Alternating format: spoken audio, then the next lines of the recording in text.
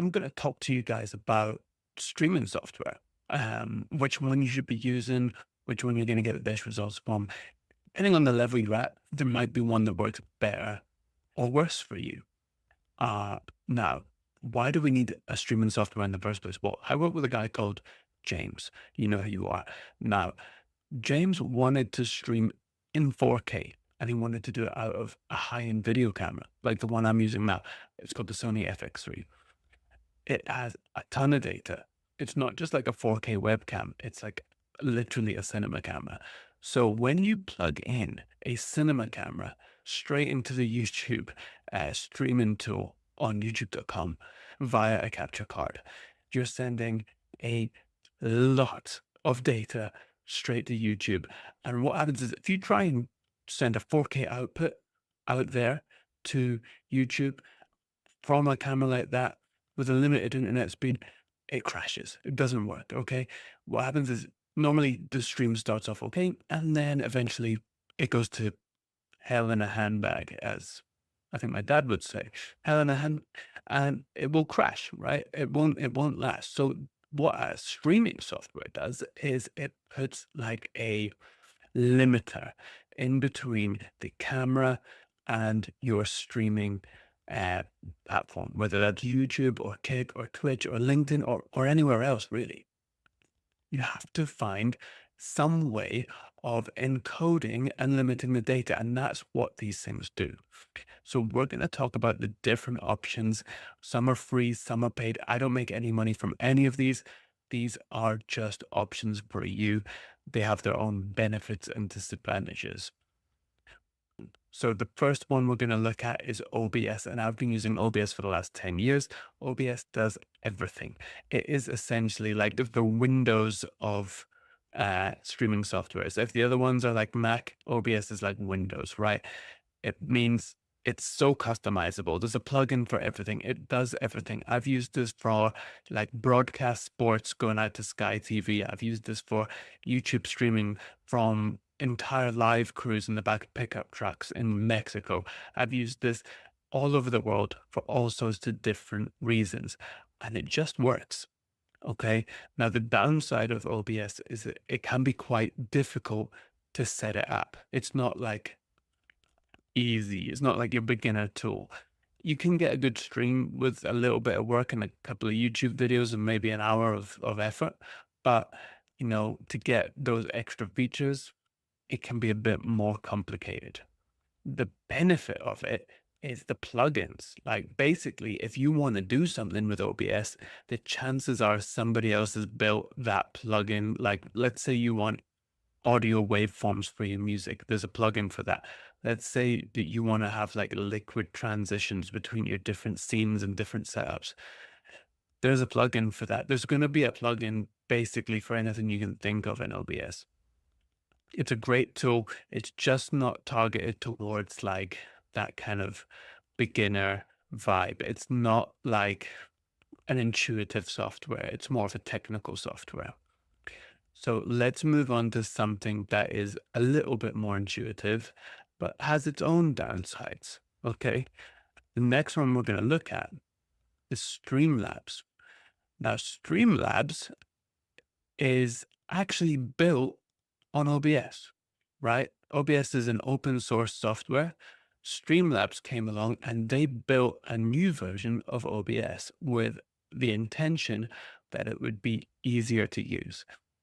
Now, it kind of is easier to use, but it's packed full of like premium tools. So it can do everything.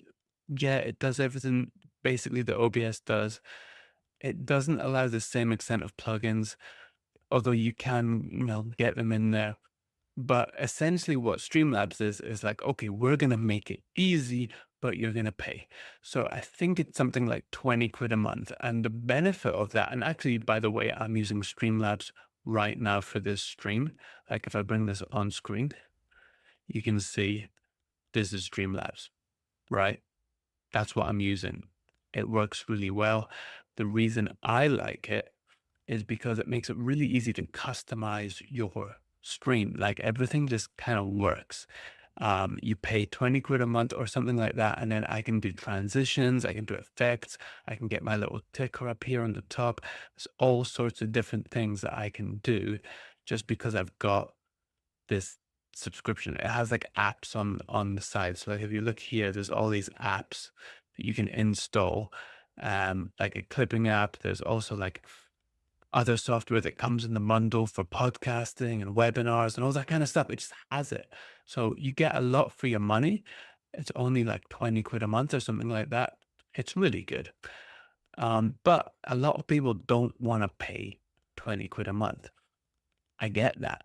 The main benefit of this, when you pay for it, is you get multi-streaming. You can stream to like a vertical placement and a landscape one. You can go to like YouTube, Kick, Twitter. You can go to like 5 or 6 different places at the same time if you want to.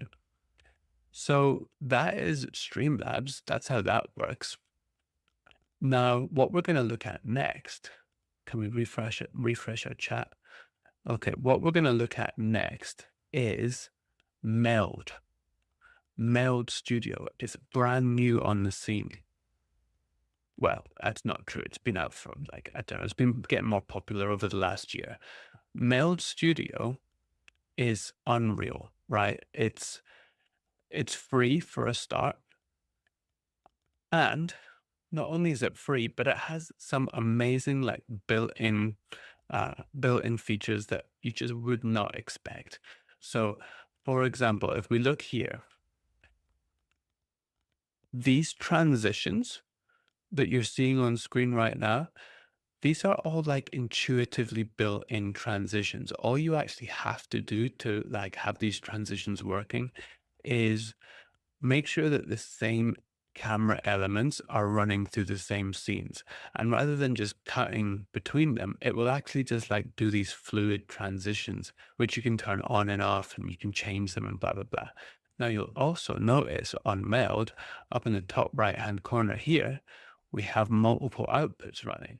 So Meld actually will do a multi-stream for free as well, right? And you have all these different effects, all these cool things.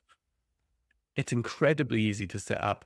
It's incredibly intuitive. It doesn't crash. I really love Meld. There is one thing about Meld that I don't love, and the reason I'm not using it. Well, in Streamlabs, what you'll notice is, let me just open it up here and go back over to my camera. This is my, like, I haven't actually finished setting this shot up and grading it and all that kind of stuff, right? This is just like, I've just moved into this house and we're doing this stream. But if I go into my camera filters, you'll see if I turn off all my LUTs, this is what my camera looks like out of the box. Okay. It doesn't look great, right? But a cinema camera, you have to film in log to get the best shot. So if I turn back on my color correction and then my color grade and then my LUT, I have a nice looking shot here. Problem is, unfortunately, Meld doesn't have inbuilt color grading and LUTs. They say they're adding it soon, so I'm pretty like hopeful that they're going to add it really soon, but right now they don't have it. And if they did have it, honestly, that's probably what I would be using is Meld, right? I don't see any reason why I wouldn't use it. So basically it's just missing that one thing is, you know, it's integrated with all the big platforms. You can multi-stream free. You can do portrait or landscape. You know, it has, you know, basically everything you would want and need. For me, like, this is a deal breaker. For a lot of people, you might not even need this. So, like, if you're, for example, if you're just streaming from your webcam, you probably don't need that, right? It's not a big deal. You can just put the standard colors. And I know I can put a lot into the camera, but I like to be able to adjust it and control it. And I just like things to be like ease of access, ease of use. I don't want lots of barriers. And because I do like content, it's important that my stream looks a certain way. I think maybe that's all in my head. Anyway, that's why I'm not using Meld. Everything else about Meld, I love. So those are the three main streaming platforms at the moment. Those are the three that I'm using for different things and swapping between. For most, for no, not for most, for all my clients, I recommend to use Meld. You know, if you're doing it yourself, use Meld. If you need to do something super complex, then use OBS. If you want to make a like really customized stream out the box without much effort, use Streamlabs, but you're probably going to have to sign up. That's it. Those are the three platforms. Go try them all. They all have free versions.